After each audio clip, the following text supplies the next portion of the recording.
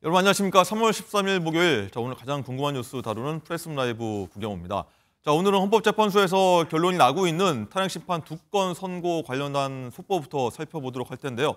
떠들썩했던 최재 감사원장과 이창수 서울중앙지검장 등 검사 3인에 대한 헌재 판단이 지금 나오고 있습니다. 화면 보시는 것처럼 먼저 최재 감사원장 선고가 나왔는데 속보 보시는 대로 전원일치로 기각 판결이 나왔습니다. 자, 이 내용부터 볼 텐데 강준혜 대변인님, 네. 일단 법조인들이 사실 어느 정도 예측은 해왔던 결과이긴 한데 인용되지 않을 거다라는 생각이 좀 지배적이었는데 그런 결과가 나왔어요. 맞습니다. 지금 8대0 전원일치된 의견으로서 기각이 나왔던 것이죠. 특히 감사원장에 대한 탄핵소추 같은 경우에는 의미가 있었던 것이 대통령이 비상계엄을 선포하는 과정에 있어서도 민주당의 폭주를 이야기를 하면서 헌법기관인 감사원장까지 탄핵하고 있다. 여기에 대해서 콕 집어서 문제 제기를 했던 부분들이 있거든요. 그런데 거기에 대해서 오늘 전원일치된 의견으로서 8대0 기각이 나왔다는 것에 대해서 민주당 입장에서는 아무래도 여기에 대해서 국민들께 대국민담화 등을 통해서 사과의 메시지를 내야 되지 않나 이런 생각이 듭니다. 일단은 뭐 크게 봤을 때는 감사원에서 그 대통령실의 관저 이전과 관련한 감사를 부실하게 했다라는 네. 의혹이라든지 그리고 국민권익위원회에 대해서 전현희 의원에 대해서 표적 감사를 했다라든지 그리고 국정을 돕는다라고 뭐 발언했었던 부분들 이런 것들에 대해서 전체적으로 다루게 되었는데 결과적으로는 전원일치된 의견으로서 8대0으로 기각이 나왔지만 조금 의미가 있어 보이는 부분이 있습니다. 어떤 걸까요? 그 국무총리에게 공익감사 청구권을 부여하는 이런 훈령 개정을 한 것이 있거든요. 여기에 대해서 세 분이 별개 의견을 냈어요. 이미선, 정정미, 정계선 재판관 같은 경우에는 법의 위반은 있지만 이것이 파면에 이를 정도는 아니다라는 판단을 했습니다. 그런데 이 세 분이 과거에 이진숙 방통위원장에 대한 탄핵 심판에 있어서 4대4로서 기각이 되지 않았습니까? 네. 그때 인용 의견으로서 4분이 나왔었는데 네. 문영배 재판관을 제외한 3분이 오늘도 별개 의견을 냈던 거예요. 그러면은 아무래도 그 말하자면은 헌법재판관들의 정치적인 성향이랄까요? 이런 것들이 조금은 반영이 된 결정이 아니었나. 그럼에도 불구하고 성향이 반영됐다. 네, 어쨌든 별개 의견으로 나왔습니다만 예. 여기에 대해서 문제 제기를 하고 있다라는 것이죠. 그렇다면은 향후에 뭐 조금 있다가 이제 검사 3인에 대한 결정도 곧 나올 것입니다만 그 부분도 지켜봐야겠지만 어쨌든 헌법재판관들이 지금 대통령 사건에 있어서도 전원일치된 의견이라기보다는 본인 개인의 이름을 넣어놓은 실명으로서 소수 의견, 별개 의견들이 좀 나오지 않을까라는 생각도 드는 부분입니다. 네. 재판관 성향이 탄핵 심판 선고에 영향이 미친다. 이 부분은 좀 잠시 뒤에 한번 얘기해 보도록 하겠고, 자, 김종욱 행정관님은 어떻게 보십니까? 일단은 재판 탄핵 심판이 굉장히 좀 줄줄이 있는데 이진수 방통위원장에 이어서 사실 좀 기각이 된 상황이라서 이 부분에 대한 뭐 탄핵 남발 아니냐 이런 비판이 좀 나올 수 있고요. 계속해서. 일단 이진숙 그 방통위원장 문제 같은 경우는 법률적 위반이 있습니다만 거기에 대한 중대성, 그러니까 직책을 그만둘 만큼인가에 대해서 4대4로 갈린 측면들이 있어서 이번 사건 결정과는 좀 차이가 좀 있다는 생각이 들고요. 그래서 아마 좀 8인 재판관 모두가 법률적으로 이것이 위법한가와 관련해서 소위 탄핵을 다툴 만큼 위법하지 않다라고 판단을 했고 3분 정도만 법률적으로 위법일 가능성이 있지만 이것이 중대하지 않기 때문에 탄핵 사유에 해당하지 않는다라는 판단을 한 것 같습니다. 저는 그런 의미에서 민주당의 탄핵 자체가 좀 과한 것이 아닌가라고 하는 좀 국민적인 의구심 또는 비판이 있을 거라는 생각이 분명히 들고요. 네. 그럼에도 불구하고 민주당이 탄핵을 하게 된 가장 중요한 이유 중에 하나는 뭐냐면 감사원이라고 하는 기구 자체가 정치적 중립성을 지키는 것이 가장 중요함에도 불구하고 감사원장 스스로 또는 감사원 사무총장 자체가 정부를 지원하는 기관이라는 얘기로 윤석열 정부 들어서자마자 이걸 시작을 했었기 때문에 이런 행위들이 반복적으로 벌어진다면 감사원의 중립성을 훼손할 수밖에 없고 감사원 스스로가 어떤 정부의 입장을 대변하는 감사를 할 수 있다라고 하는 어떤 우려 이런 것들을 이 의회가 가지고 있는 탄핵이라는 방식을 통해서 정치적으로 의율했다는 생각이 들긴 합니다. 그럼에도 불구하고 헌재가 저런 판단을 내렸기 때문에 민주당 차원에서는 이 문제에 대해서 국민들에게 충분한 설명이 저는 필요할 거라고 생각이 듭니다. 네. 최재해 감사원장은 조금 전입니다. 10시 반에 곧장 감사원에 바로 출근을 해서 인터뷰를 했습니다. 현명한 결정 내린 헌법재판관에 감사하다 이런 얘기를 했고요. 또 하나 공직기강 확립에 앞으로 역점을 두겠다 이런 인터뷰를 조금 전에 했습니다. 자, 그렇다면 조금 전에 얘기했던 이 헌법재판관의 성향이 윤 대통령 심판에도 계속해서 이어질까? 계속해서 지금까지 탄핵 심판 나왔던 거 보면은 가늠자가 되지도 않을까 이런 추측들이 나오고 있어서 잠깐 해보려고 하는데 강전의 대변인은 어떻게 네. 보십니까? 이게 계속 윤 대통령까지 이어질지 다른 탄핵에도 이 같은 기조가 이어질지 관심이거든요. 대통령 탄핵 심판을 최우선적으로 처리하겠다고 분명히 헌법재판소에서 이야기를 했는데 대통령 사건에 대해서는 선고기일이 지금 잡히지도 않았고 다른 사건들이 먼저 선고가 나고 있지 않습니까? 그렇기 때문에 내부에서 8대 0이 아니라 그 의견이 나눠지고 있는 것이 아니냐라는 추측성 보도들이 잇따르고 있는 것이고 국민들께서도 의구심을 갖고 계신 것이죠. 근데 앞서 제가 말씀드린 것처럼 이진숙 방통위원장의 경우에도 4대 4로서 기각 결정이 나온 부분 네. 그리고 오늘 최재 감사원장의 경우에도 8대 0으로 일치가 되었음에도 불구하고 별개 의견으로서 이미선, 정정미, 정계선 재판관이 의견을 냈던 것. 법의 위반은 있지만 다만 파면에 이를 정도는 아니다. 네. 이렇게 판단했었던 것들을 보면은 8대 0으로서 모든 의견을 전원일치를 하는 것이 대통령 사건에 있어서 현재로서는 어려운 상황이 아닌가라는 좀 생각을 하게 되는 네. 부분들이 있고 그리고 여기에 있어서 어떻게 인위적으로 맞추기보다는 각자의 의견을 존중하는 방향으로 가게 되지 않을까 좀 그런 생각이 듭니다. 네, 김종욱 행정관님 어떻게 생각하는지 좀 궁금한데 많은 분들이 이렇게 표면적으로 보면은 아니 계속 재판관들이 결정을 이렇게 내려도 소수 의견까지도 내는 거 보면은 대통령 판결에서도 이런 성향이 그대로 나타나는 거 아니야? 그대로 반영되는 거 아니야? 이런 의구심을 가질 수밖에 없을 것 같거든요. 근데 저희가 이제 기대하는 방식은 헌법재판관들의 판결은 헌법과 양심에 따라서 판결을 해야 네. 되는 거죠. 말씀하신 것처럼 정치적 성향에 따라서 이 위헌적 사항임에도 불구하고 그것을 갖다가 용인해 준다라고 얘기한다면 헌정체제, 법률체제 자체가 무너지는 측면이 분명히 있기 때문에 법의 평등이라고 하는 부분 자체가 사라질 수 있는 측면이 분명히 있습니다. 네. 그래서 그러지 않을 거라고 기대함에도 불구하고 많은 국민들의 우려가 있는 건 사실인 것 같은데요. 지금까지 헌재가 대통령 탄핵 심판의 핵심적인 원칙들을 세운 게 있습니다. 하나가 우선성이라고 하는 측면들을 세웠습니다. 다른 어떤 탄핵 심판보다도 우선해서 이 문제를 다뤄야 한다. 왜냐하면 대통령의 공백이라고 하는 헌정체제의 불안성들을 계속 유지하는 것은 문제가 있다는 판단을 하나 한 것이고 또 하나는 헌법을 수호해야 되며 국민 통합을 기해야 된다는 얘기를 했습니다. 이 얘기는 뭐냐면 헌재 재판관들의 다른 탄핵 심판과 다르게 만장일치 합의를 해내는 것 자체가 국민적인 분열들을 최소화시키고 통합을 할 수 있다는 판단들을 한 것 같고 그렇기 때문에 모든 절차마다 평의에서 만장일치로 결정했다고 문영배 재판관이 계속 얘기했던 측면들은 거기에 있다는 생각이 들거든요. 네. 그렇다면 이런 결정 관련해서 말씀하셨던 것처럼 지금까지의 판결 자체들은 헌법재판관들의 추천자들의 정치적 성향이겠죠. 개인적 정치적 성향을 밝히지는 않는 거니까 예를 들면 대통령이 보수적이었을 때 대통령이 추천했다면 네. 보수가 아닐 거라 판단을 한다라는 생각이 들기는 합니다만 네. 지금 상황을 보면 기본적으로 사실 인정이 될 것인가, 그러니까 위헌적인 상황 자체에 사실 인정이 될 것인가 말 것인가의 문제인데 지금까지 헌재 재판 변론 과정을 보게 되면 5가지 상황에 대해서 사실관계에 대해서 인정되는 측면들이 너무 많은데 5가지 모두가 인정돼야 될 필요가 없습니다. 한 가지라도 위헌적인 사항에 대해서 사실이 인정이 된다면 위헌은 결정이 되는 것이고 거기에 따른 이제 중대성, 그러니까 직책 유지의 공익성이 있는가 없는가를 따져보는 문제가 분명히 있는 건데 이 문제는 헌법재판관들만 증거 자료를 본 게 아니라 모든 국민이 실제로 국회와 선관위에 군인이 침탈한 것을 봤으며 대통령 스스로 변론 과정에서 선관위의 본인이 군대를 투입하라고 지시했다는 얘기까지 한 상황들이 분명히 있습니다. 네. 일단 이런 상황들에 대해서 헌법재판관 스스로가 기각을 한다면 기각 사유를 헌법에 비추어서 명시를 해야 되는데 이것이 가능하겠는가라는 논의들이 많기 때문에 아무래도 결론은 그것이 인용이건 기각이건 8대 0으로 가지 않을까라고 하는 판단들이 대체적인 지금까지 예측인 거라고 생각이 듭니다. 알겠습니다. 어쨌든 이 탄핵 심판 건건이 중도, 보수, 진보 성향의 심판관들이 일관되게 좀 비슷하게 유지되고 있다는 흐름을 어떻게 봐야 될지 시청자 여러분도 한번 생각이 많으실 것 같은데 한번 보도록 하겠고요.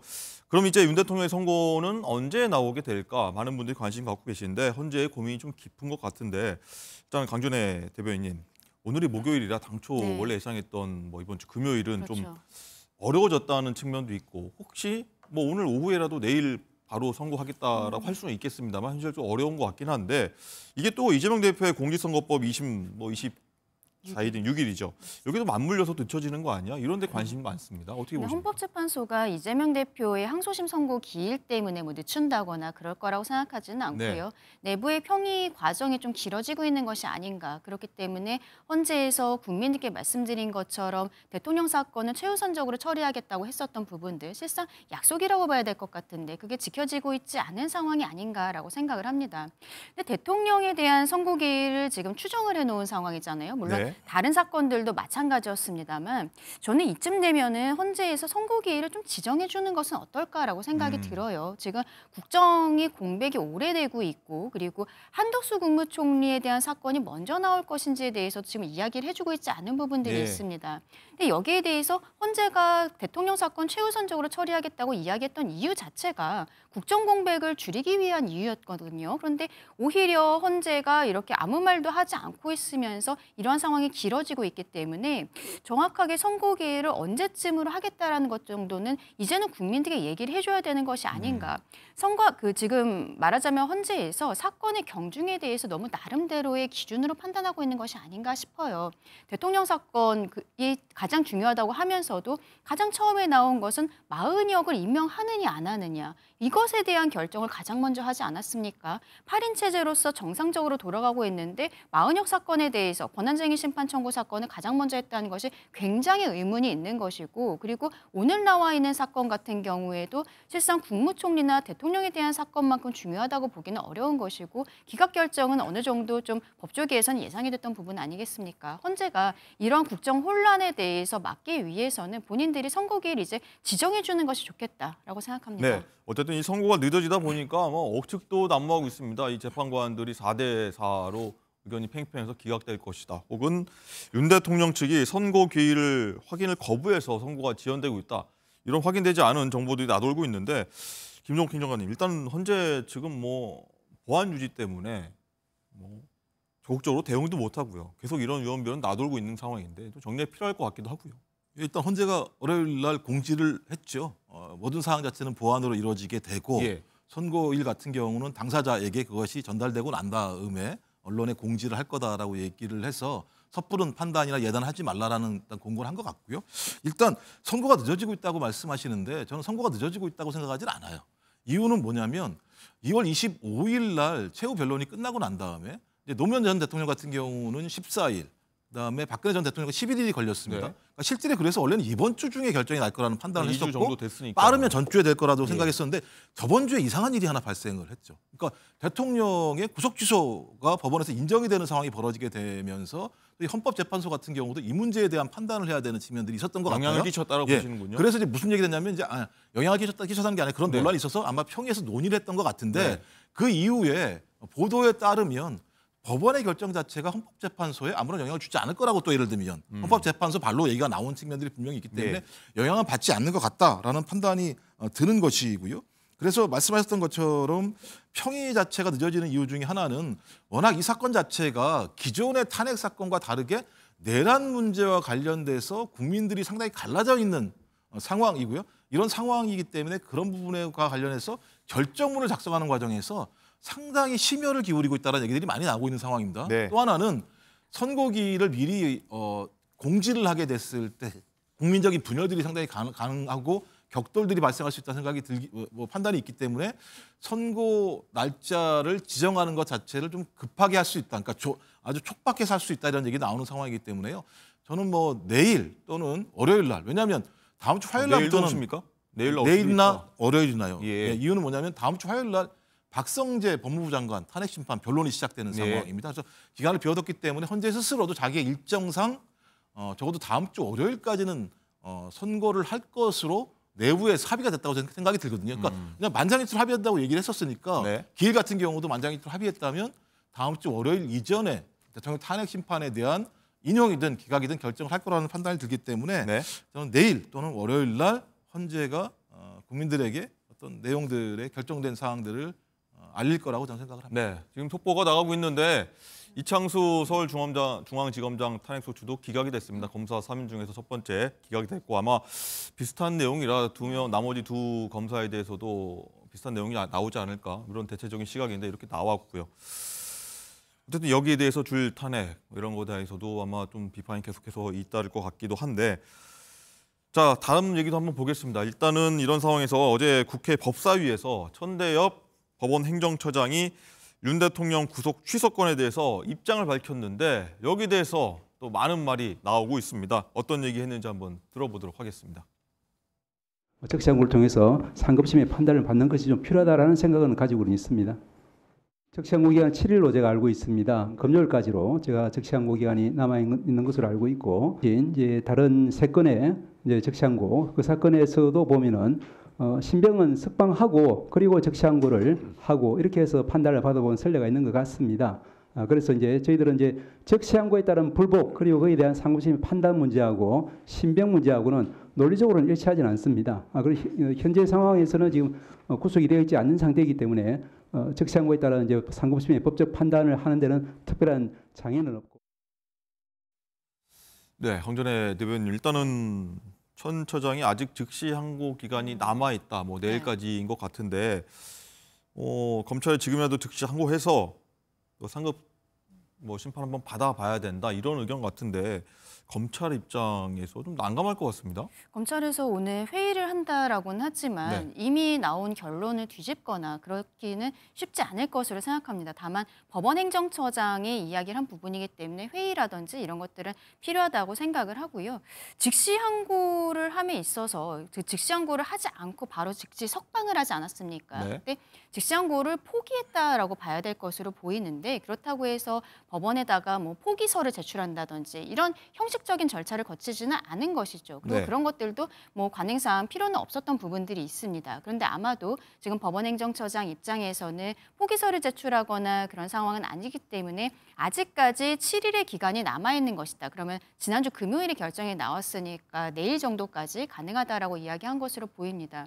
근데 이렇게 진행이 된다면 대통령 측에서 또 이미 즉시항고를 포기했기 때문에 즉시 석방이 되었는데 왜 이것을 다시 진행하느냐에 대해 당연히 법적인 문제 제기를 할 수밖에 없는 것이죠. 네. 그러면은 이러한 것에 이제 사건은 일파만파 커지게 되는 것이고 저는 이러한 형태로 물론 법원 행정처장도 본인의 의견을 개진할 수는 있다라고 생각합니다. 그리고 왜냐하면 대통령에 대한 체포영장, 구속영장 여기에 대해서 서부지방법원에서 발부가 되었을 때 거기에 대해서 정당하다라고 이야기하는 분들도 있고 그리고 법원 내부에서 그리고 뭐 검찰 내부라든지 이런 데에서도 여기에 대해서 부당하다라고 이야기하는 분들이 있었단 말이죠. 네. 그리고 이번에 결과적으로 중앙지법에서 지기현 부장판사가 구속 취소 결정을 했을 때도 법원 내부에서도 이게 맞지 않다라는 의견들이 있는 것은 사실입니다. 그런데 그렇다고 해서 법원행정처장이 국회에 나와서 개인의 의견을 개진하는 것을 넘어서서 조금 저런 형태로 이야기하는 것은 부적절하지 않았나. 그리고 실질적으로 이미 즉시항고권은 포기했다라고 봐야 되는 상황이기 때문에 네. 현실 가능성도 없다라고 생각합니다. 자, 김정욱 행정관님 일단은 오늘 검찰은 지휘부 회의 열고서 즉시항고 포함한 대응 방안 좀 논의하겠다고 하는데 내일까지입니다. 일단 즉시항고 기간이 검찰 입장에서는 어떤 결정 내릴까요? 제가 볼 때는 지금까지 검찰총장이 한 행위를 보면 기존 입장 갖다가 바꾸진 않을 거라 생각이 분명히 드는데요. 네. 일단 얘기했던 거죠. 즉시항고 포기서를 제출하지 않았기 때문에 아마 법원행정처장이 내일까지 시간이 있다. 그러니까 검찰이 즉시항고를 할 수 있는 상황이다. 네. 라고 판단을 했고 즉시항고를 하지 않게 되면 법원이나 검찰이나 상당히 앞으로 매우 혼란스러운 상황이 벌어질 수밖에 없다. 지금 계속 날계산으로 했었는데 시간 계산이라는 내용이 나왔고 이걸 예를 들면 상급법원 같은 경우 또는 아니 헌법재판소 같은 경우에서 위헌 판결 여부에 대해서 확정을 하지 않게 된다면 검찰 같은 경우도 어떻게 구속을 해야 되는 거지? 법원도 어떻게 판단해야 되는 거지? 이런 논란들이 많이 생길 수밖에 없기 때문에 좀 상급심에 당연히 검찰은 즉시항고를 통해서 확인하는 게 맞다라고 얘기를 한 거죠. 근데 그걸 지금 하지 않았습니다. 하지 않은 이유 중에 하나가 뭐냐면 위헌이 될 우려가 있다라는 거예요. 저는 이런 얘기도 이해가 안 돼요. 위헌 판결이 나기 전까지는 합헌입니다. 합헌적으로 권한이 있고 자기들이 예를 들면 구속영장을 청구한 거 아니겠어요? 구속영장을 청구했을 때는 검찰 스스로가 대통령을 구속해서 수사할 이유가 있다라고 청구했는데 그 주체가 자기 권한이 있는데 권한을 행사하지 않았다고 얘기하는 건 앞뒤가 안 맞는 측면들이 분명히 있는 거죠. 전 그래서 검찰이나 법원이나 이 얘기를 해야 됩니다. 그러니까 좋다. 절차상의 문제가 있다고 치자. 그러면 구속 사유가 사라진 거냐? 그러니까 범죄 중대성이 사라진 거냐? 근데 판사의 판단에 의하면 범죄 유무를 따지지 않았습니다. 그럼 범죄 중대성은 남아 있는 거예요. 그다음에 증거인멸의 우려가 있다라고 법원이 구속영장을 갖다가 발부를 한 겁니다. 그러면 대통령이 오히려 안보다 밖에 나와 있으면 증거인멸할 우려가 더 큰 거잖아요. 여기서 설명이 없는 상황이고, 그다음에 왜 대법 소위 예를 들면 지금 검찰총장을 비롯해서 대검에서 이 부분에서 회의를 하죠. 이 득시항고를 결정할 수 있는 유일한 단위는 독립되어 있는 특수본이 할 수 있는 겁니다. 네. 지휘 지시를 못하니까 소위 고발을 한 거예요. 직권남용이라고. 근데 다시 또 회의를 연다라는 방식을 통해서 특수본 자체가 즉시항고를 할 수 있는 권한을 갖다가 막고 있는 측면들이 있다는 네. 측면에서 제가 볼 때는 검찰총장과 검찰 지휘부가 어떤 법률적 판단보다는 무조건 대통령을 구속으로부터 탈출시키기 위한 행위만에 집착한 것이 아닌가라고 하는 알겠습니다. 국민적 의심이 분명히 있습니다. 예. 자, 이 내용도 한번 보겠습니다. 윤 대통령 측이 여기에 대해서 오늘 오후 2시에 서울 고검에서 기자회견을 한다고 하는데 대변인님 어떤 얘기를 좀 하려고 할까요? 즉시항고 관련된 얘기를 입장을 내놓을 것 같은데. 즉시항고 관련해서 법원행정처장이 이야기를 한 부분들, 그리고 검찰 내부에서 다시 회의를 하겠다고 하는 부분들에 대해서 네. 제가 조금 아까 말씀드린 것처럼 이미 검찰에서 석방지휘를 하는 과정에 있어서 즉시항고에 대해서는 포기했다라는 부분에 대해 좀 어필을 하려는 것이 아닌가라고 생각을 네. 합니다. 그것은 저는 오히려 당연한 상황이라고 생각을 하고, 법원행정처장이 국회에서 본인의 개인적인 의견을 어쨌든 뭐 개인 판사로서 나간 것도 아니고 법원 행정처장으로서 나간 것이잖아요. 그러면은 개인적으로는 저렇게 생각하더라도 법원의 결정에 대해서 존중한다라든지 뭐 이런 형태를 해줬어야 되는 것이 아닌가라고 생각하는데 굉장히 좀 아쉬운 부분들이 있다라고 생각합니다.